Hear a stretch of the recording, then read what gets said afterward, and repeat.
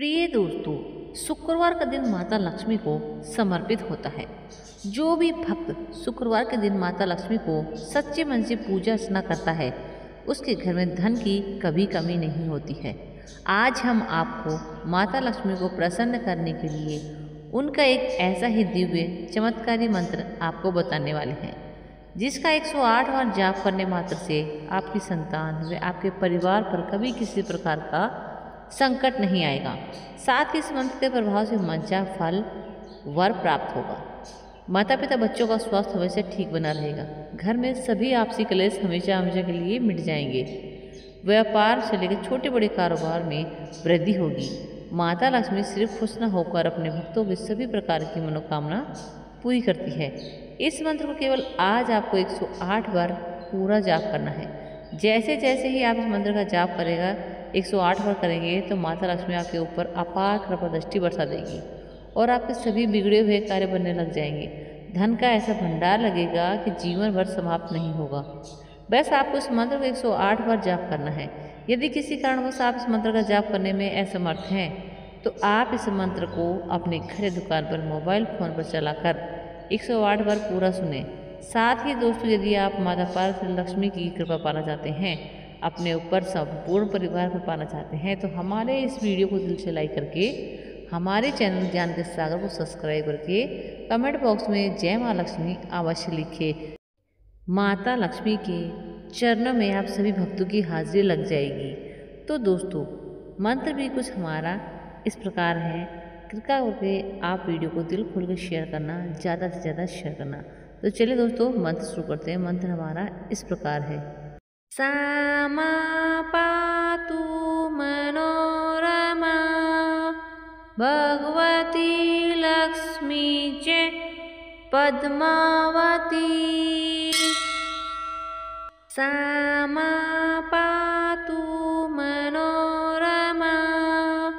भगवती लक्ष्मी च पद्मावती। सा मा पातु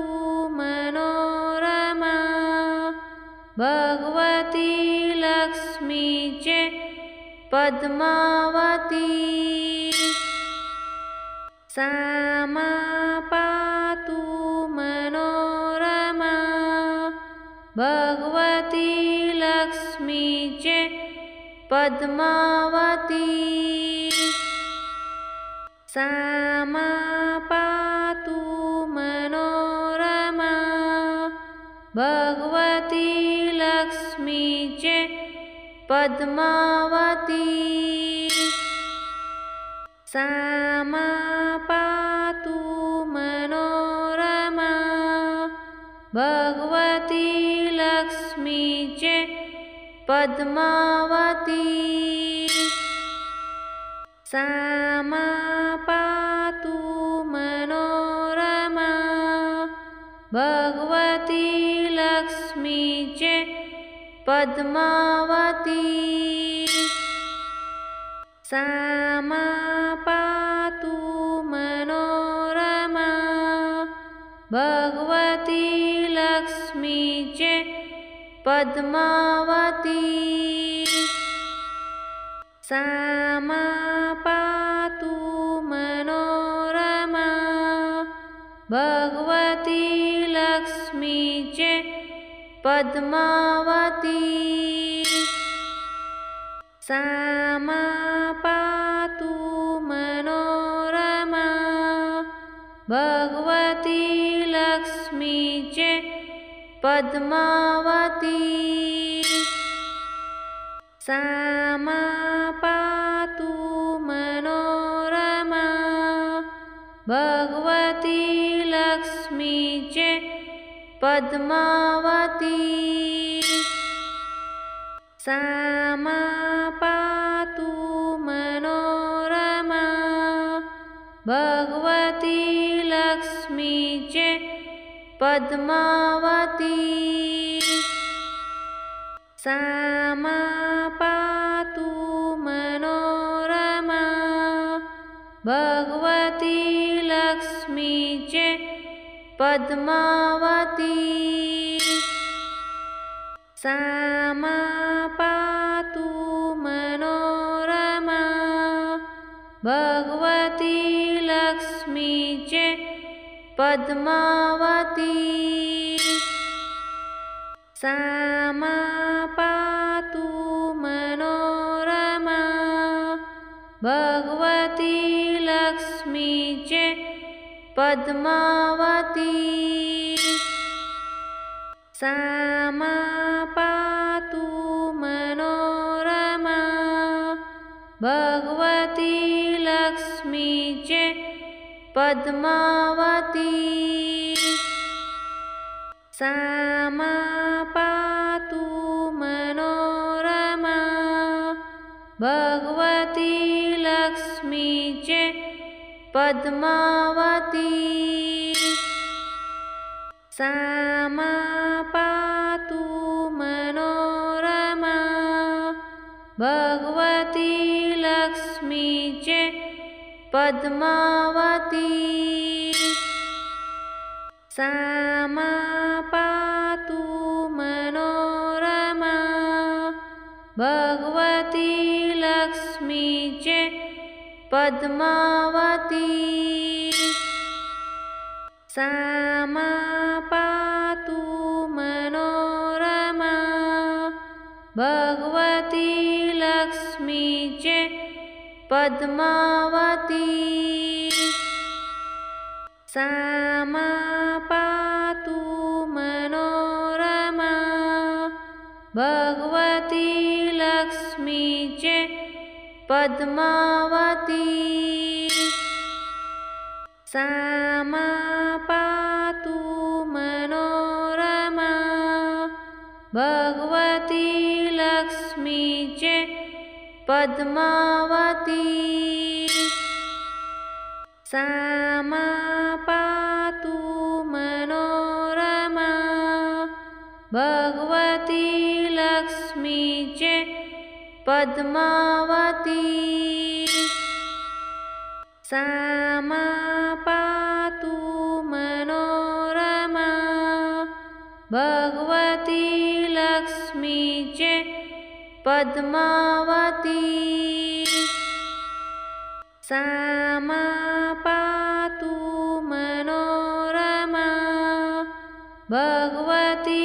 लक्ष्मी च पद्मावती सा मा पातु मनोरमा भगवती लक्ष्मी च पद्मावती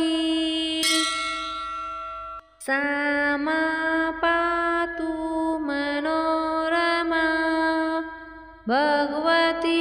लक्ष्मी च पद्मावती सा मा पातु मनोरमा भगवती लक्ष्मी च पद्मावती सा मा पातु मनोरमा भगवती लक्ष्मी च पद्मावती सा मा पातु मनोरमा भगवती लक्ष्मी च पद्मावती सा मा पातु मनोरमा भगवती लक्ष्मी च पद्मावती सा मा पातु मनोरमा भगवती लक्ष्मी च पद्मावती सा मा पातु मनोरमा भगवती लक्ष्मी च पद्मावती सा मा पातु मनोरमा भगवती लक्ष्मी च पद्मावती सा मा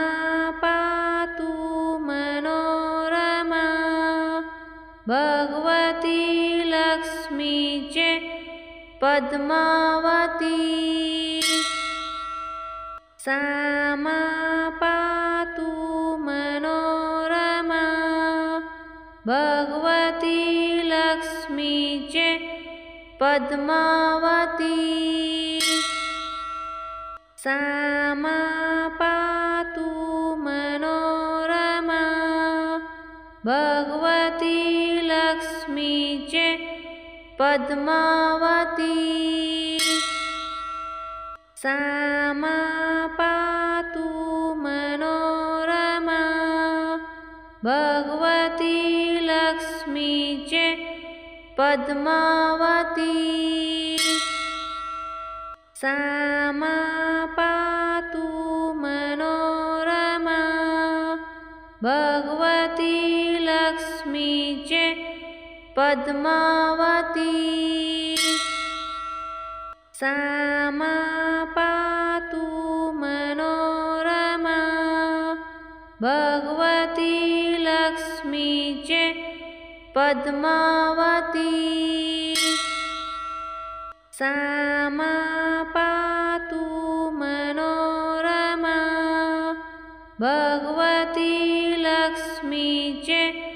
पद्मावती सा मा पातु मनोरमा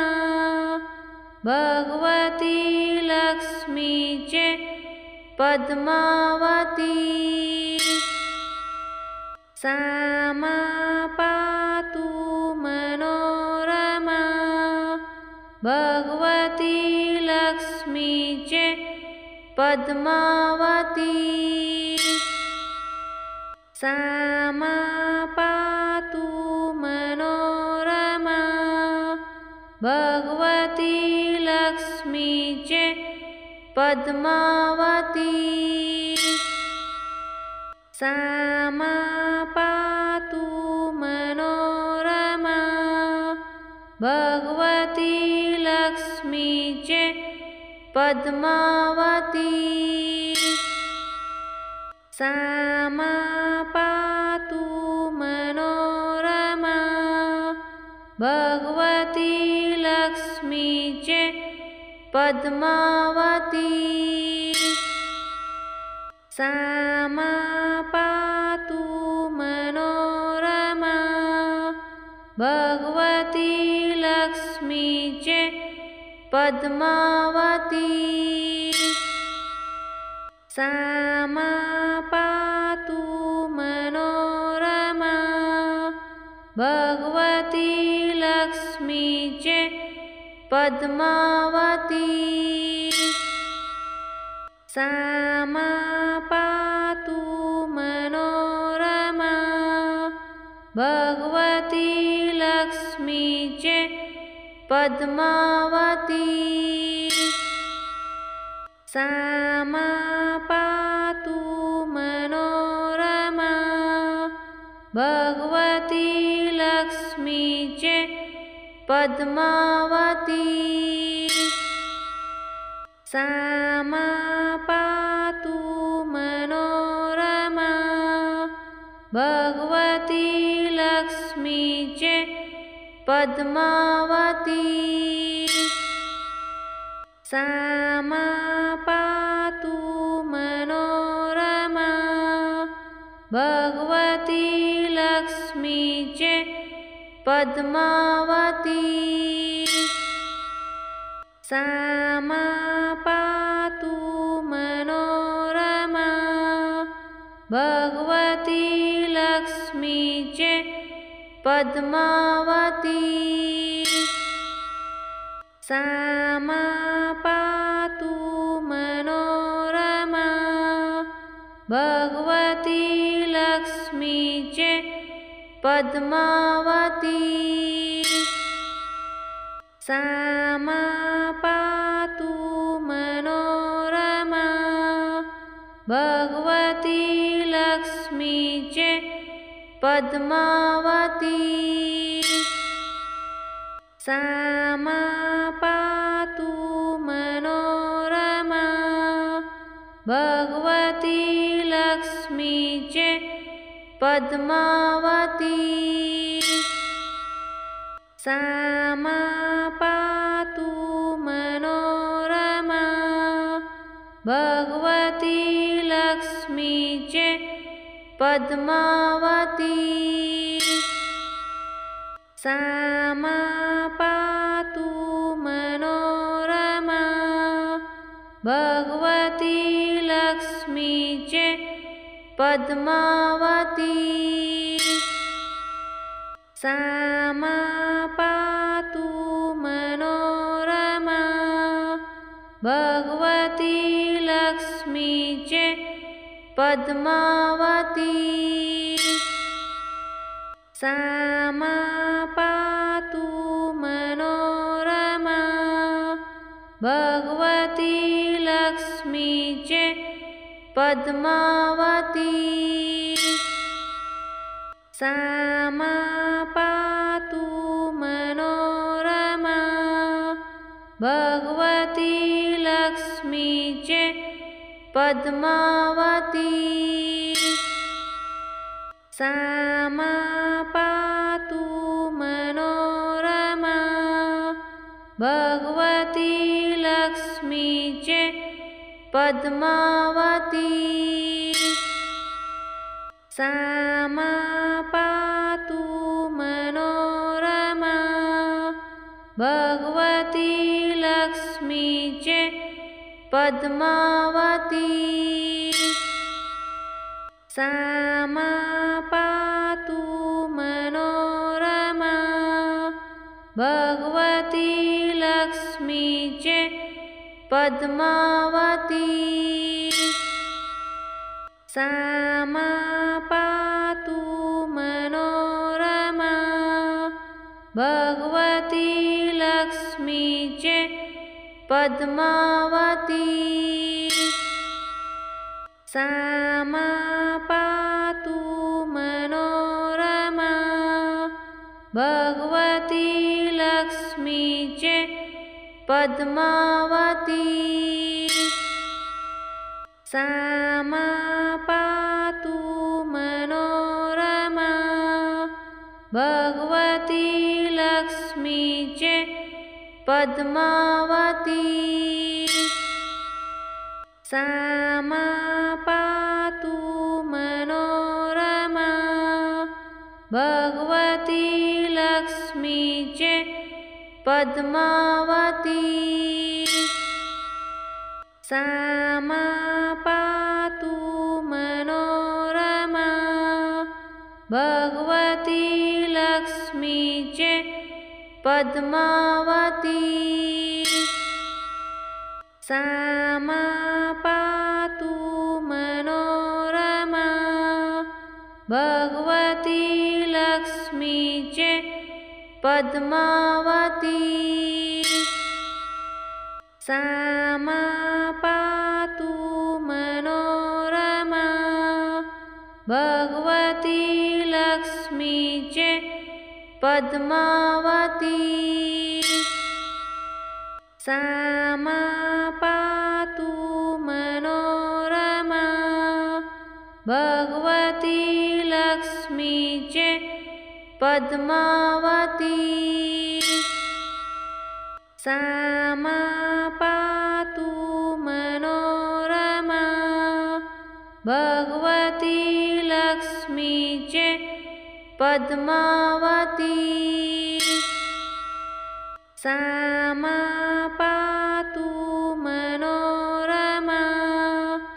भगवती लक्ष्मी च पद्मावती सा मा पातु मनोरमा भगवती लक्ष्मी च पद्मावती सा मा पातु मनोरमा भगवती लक्ष्मी च पद्मावती सा मा पातु मनोरमा भगवती लक्ष्मी च पद्मावती सा मा पातु मनोरमा भगवती लक्ष्मी च पद्मावती सा मा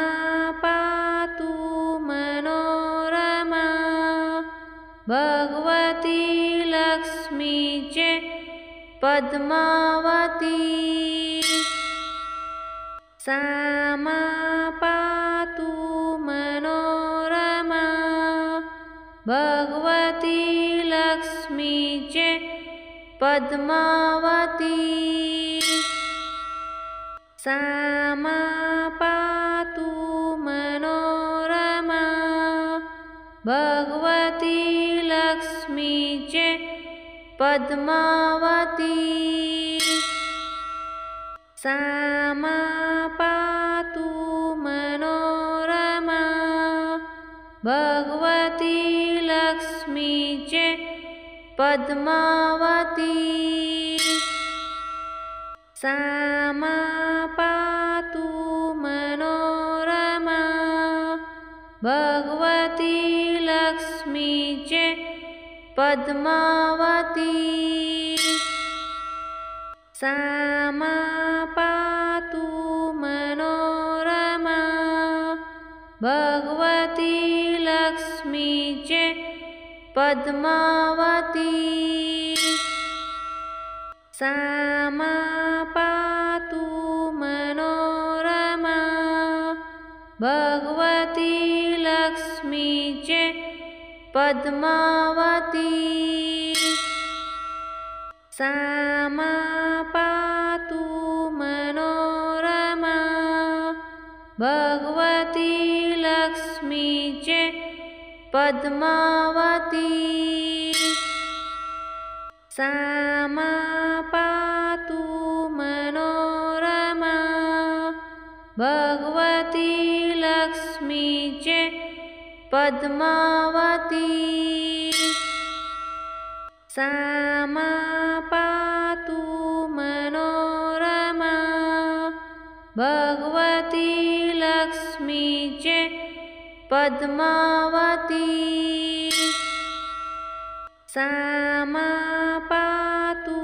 मनोरमा भगवती लक्ष्मी च पद्मावती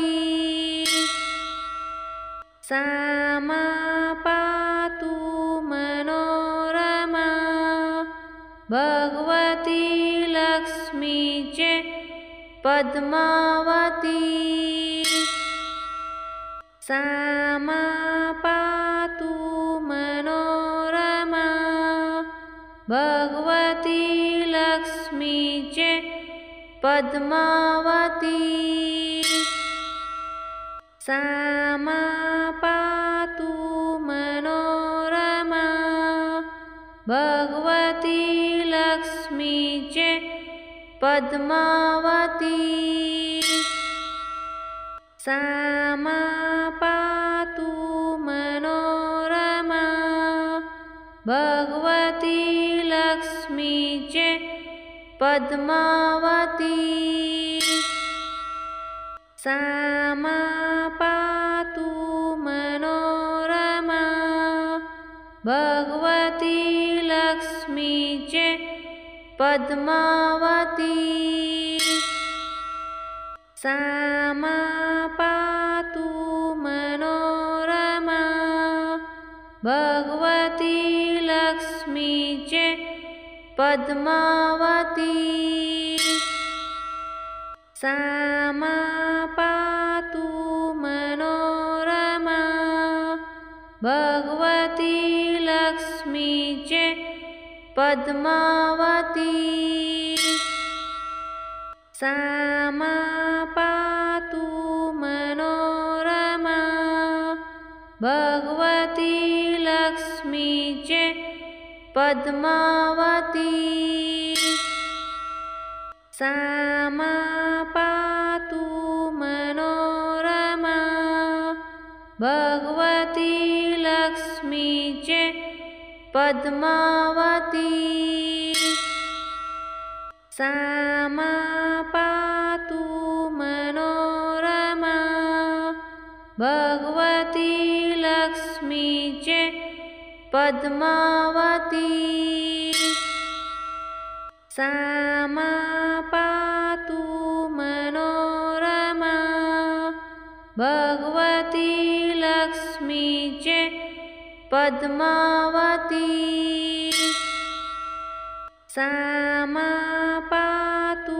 मनोरमा भगवती लक्ष्मी च पद्मावती सा मा पातु मनोरमा भगवती लक्ष्मी च पद्मावती सा मा पातु मनोरमा भगवती लक्ष्मी च पद्मावती सा मा पातु मनोरमा भगवती लक्ष्मी च पद्मावती सा मा पातु मनोरमा भगवती लक्ष्मी च पद्मावती सा मा पातु मनोरमा भगवती लक्ष्मी च पद्मावती सा मा पातु मनोरमा भगवती लक्ष्मी च पद्मावती सा मा पातु मनोरमा भगवती लक्ष्मी च पद्मावती सा मा पातु मनोरमा भगवती लक्ष्मी च पद्मावती सा मा पातु मनोरमा भगवती लक्ष्मी च पद्मावती सा मा पातु मनोरमा भगवती लक्ष्मी च पद्मावती सा मा पातु मनोरमा भगवती लक्ष्मी च पद्मावती सा मा पातु मनोरमा भगवती लक्ष्मी च पद्मावती सा मा पातु मनोरमा भगवती लक्ष्मी च पद्मावती सा मा पातु मनोरमा भगवती लक्ष्मी च पद्मावती सा मा पातु मनोरमा भगवती लक्ष्मी च पद्मावती सा मा पातु मनोरमा भगवती लक्ष्मी च पद्मावती सा मा पातु मनोरमा भगवती लक्ष्मी च पद्मावती सा मा पातु मनोरमा भगवती लक्ष्मी च पद्मावती सा मा पातु मनोरमा भगवती लक्ष्मी च पद्मावती सा मा पातु मनोरमा भगवती लक्ष्मी च पद्मावती सा मा